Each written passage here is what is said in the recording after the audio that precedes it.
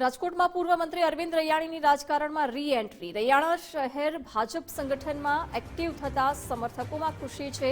Arvind રૈયાણીના સમર્થકોએ social મીડિયામાં post પણ શરૂ કરી દીધી છે। સંગઠનથી શક્તિથી સેવા મંત્રને જીવંત રાખનારની રી-એન્ટ્રી। લાંબા સમયથી અરવિંદ રૈયાણી શહેર ભાજપના રાજકારણથી દૂર હતા। મનપાની ચૂંટણી પૂર્વે પક્ષે આદેશ કરતા હવે અરવિંદ રૈયાણી સક્રિય થયા છે। રૈયાણી શહેર ભાજપ સંગઠનમાં ફરી એક વખત એક્ટિવ થયા છે, જેને લઈ સમર્થકોમાં ખુશીનો માહોલ છે। મનપા દ્વારા પણ આદેશ આપવામાં આવ્યા હતા। રાજકોટમાં પૂર્વ મંત્રી અરવિંદ રૈયાણી હવે રાજકારણમાં ફરી એક વખત રી-એન્ટ્રી કરી છે। સોશિયલ મીડિયામાં પોસ્ટ કરવામાં આવી રહી છે તેમના સમર્થનમાં। સંગઠનથી શક્તિથી સેવા મંત્રને જીવંત રાખનારની રી-એન્ટ્રી આ પ્રકારે સોશિયલ મીડિયા પર પોસ્ટ વાયરલ થઈ છે। મહત્વનું છે કે લાંબા સમયથી અરવિંદ રૈયાણી શહેર ભાજપના રાજકારણથી દૂર હતા। જો કે હવે થોડાક સમયની અંદર મનપાની ચૂંટણી યોજાવાની છે તે પૂર્વે પક્ષે આદેશ કર્યો છે અને અરવિંદ રૈયાણી ફરીથી સક્રિય થયા છે। વિગતો સાથે સંવાદદાતા રહીમ લાખાણી જોડાઈ ગયા છે।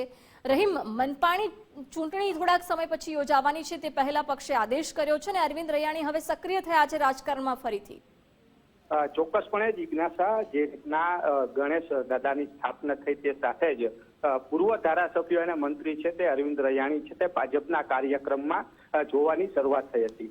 સૌથી મોટો સવાલ છે કે સામાકાંઠા વિસ્તારની અંદર આપ દ્વારા જે સભાનું આયોજન કરવામાં આવ્યું છે ને ત્યારબાદથી અરવિંદ રૈયાણીને સક્રિય કરવામાં આવ્યો છે, તો સાથે જ સમર્થકો છે સોશિયલ મીડિયામાં પોસ્ટ પણ મૂકી રહ્યા છે અને અરવિંદ રૈયાણી ગબ્બર જે બેગની વાતો છે તે પણ કરવામાં આવી છે। સૌથી મોટો સવાલ છે કે વિધાનસભાની ચૂંટણી વખતે જ્યારે અરવિંદ રૈયાણીનું નામ કાપવામાં આવ્યું હતું ત્યારબાદ નિષ્ક્રિય થઈ ગયા હતા અને અચાનક જ તેમને સક્રિય કરવામાં આવ્યા છે।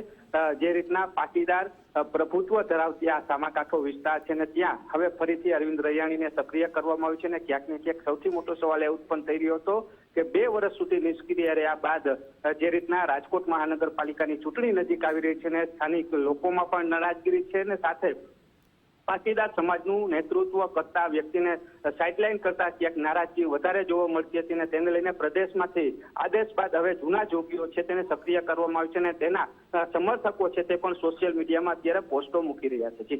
જી રહીમ, આભાર જાણકારી માટે।